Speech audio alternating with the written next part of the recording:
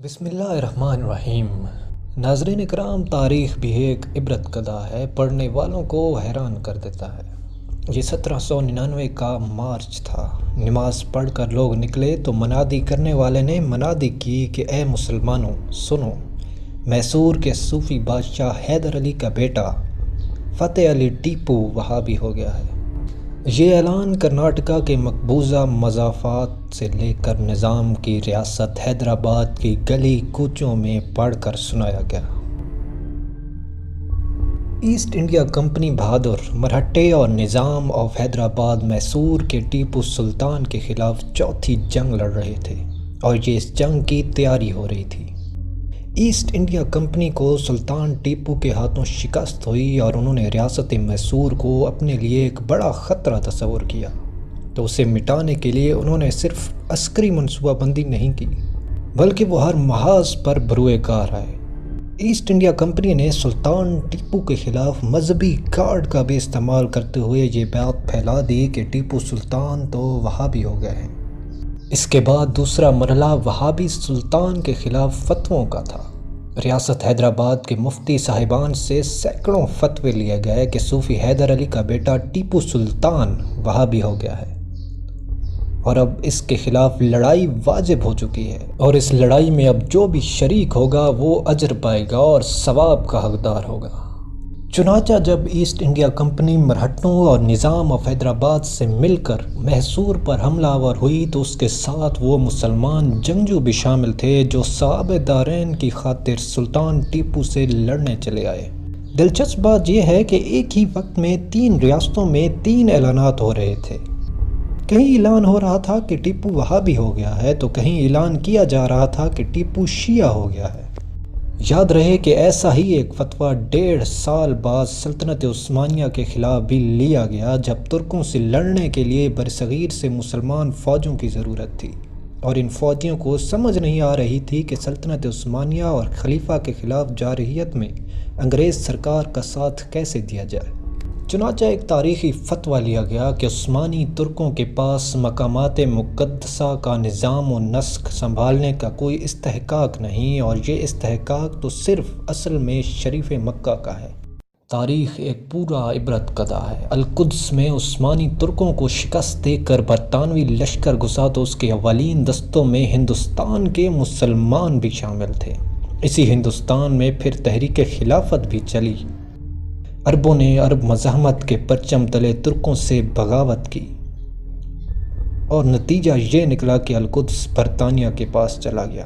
وہی عرب بغاوت کا پرچم تھام کر آج فلسطینی اسی آزادی کو تلاش کر رہے ہیں جو اس پرچم تلے گوائی گئی تھی، اور سلطان ٹیپو کو کسی نے وہابی اور کسی نے شیعہ سمجھ کر مرہٹوں اور ایسٹ انڈیا کمپنی کا ساتھ دیا، لیکن اسی سلطان کے مزار پر لکھا ہے کہ ٹیپو بنام دین محمد شہید شد۔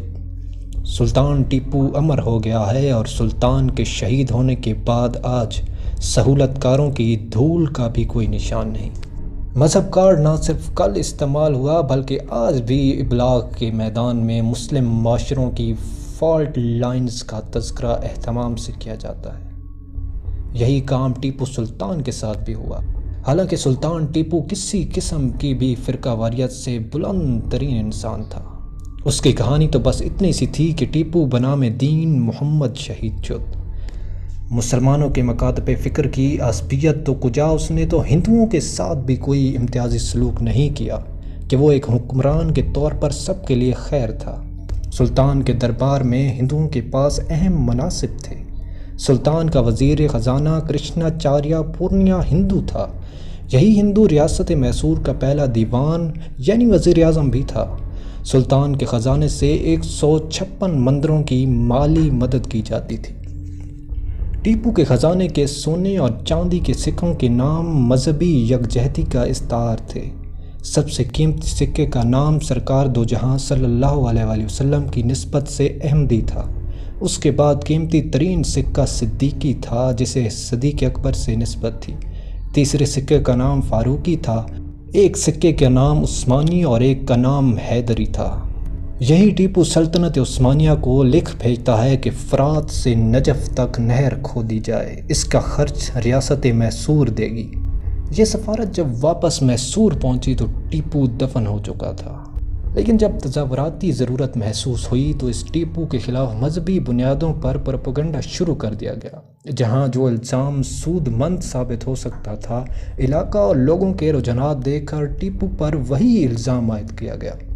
فرقہ وارانہ منافرت کا برصغیر میں یہ پہلا تظاہراتی استعمال تھا۔ اس بیانے میں لفظ صوفی حیدر علی کا استعمال بھی بڑی دلچسپی سے کیا گیا۔ یہ گویا تاثیر دیا جا رہا تھا کہ سلطان حیدر علی کی فکر سے اس کے بیٹے نے بغاوت کر دی اور حیدر علی کے وفاداروں کو اب اس کے بیٹے کا ساتھ چھوڑ دینا چاہیے۔ میسور کی فتح کے بعد انگریزوں نے سلطان کے کتب خانے کا معائنہ کیا تو وہاں سے صوفیزم پر 115 کتابیں نکلیں۔ چارلس اسٹیورٹ نے سلطان کے کتب خانے کی مکمل فہرست شائع کر دی، جو کہ descriptive catalogue of oriental library of late Tipu Sultan کے نام سے پاکستان آرکائیوز میں بھی محفوظ ہے۔ لیکن اب کہ کسی نے کوئی اعلان نہ کیا کہ صوفی حیدر علی کے وہابی بیٹے کی لائبریری سے صوفیزم کی 115 کتابیں نکلی ہیں، اب کی بار ایک نیا اعلان فرمایا جانے لگا۔ تخت پر اب کرشنا راجہ بیٹھا تھا اور سلطنت میسور کو غدار پورنیا چلا رہا تھا اور اس کی سرپرستی ایسٹ انڈیا کمپنی کر رہی تھی۔ ادھر نظام آف حیدرآباد کی ریاست میں عام آدمی دل گرفتہ تھا کہ سلطان ٹیپو شہید ہو گیا ہے اور ہماری فوج نے ایسٹ انڈیا کمپنی کے ساتھ مل کر اسے شہید کیا ہے۔ چنانچہ اب نیا اعلان اور نیا پروپیگنڈا کیا جانے لگا۔ خطبوں میں، مساجد میں بتایا جانے لگا کہ سلطان ٹیپو تو محض اقتدار کے لیے اسلام کا نام استعمال کر رہا تھا، اور یہ اس کا ثبوت یہ ہے کہ اس کے کتب خانے میں شاعری کی 190 کتابیں نکلیں، جبکہ قرآن و حدیث کی کتابیں اس سے آدھی بھی نہیں تھیں۔ اس دور کے ریاست حیدرآباد کے علماء کرام نے جو مضامین باندھے، کبھی ان کا کوئی مجموعہ پاکستان میں شائع ہو جائے تو 14 نہ صحیح 8-10 طبق ضرور روشن ہو جائیں گے۔ ناظرین کرام، سچ تو یہ ہے کہ برصغیر کی تاریخ میں شاید ہی ٹیپو سلطان کی طرح کوئی دوسرا حریت پسند انسان آیا ہو۔